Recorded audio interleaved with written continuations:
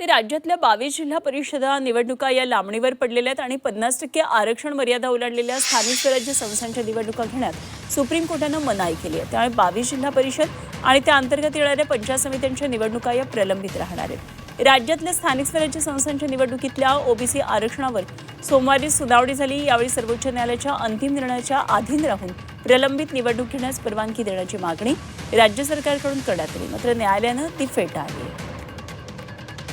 केंद्रामध्ये भाजपचं सरकार आहे, राज्यांमध्ये भाजपचं सरकार आहे आणि असं असताना सर्व राज्य सरकारनी केंद्राकडे एक शिफारस करून या ओबीसी समाजाचा स्थानिक स्वराज्य संस्थांमधील आरक्षणाचा जो मुद्दा आहे तो कायमस्वरूपी जर निकाली काढायचा असेल तर संविधानाच्या कलम 243D6 आणि संविधानाच्या कलम 243D6 यामध्ये अमेंडमेंट करून या देशातील ओबीसीला स्थानिक स्वराज्य संस्थांमध्ये 27% आरक्षण राहील अशी घटनेमध्ये तरतूद करावी आणि या ओबीसी समाजाला न्याय मिळवून द्यावा।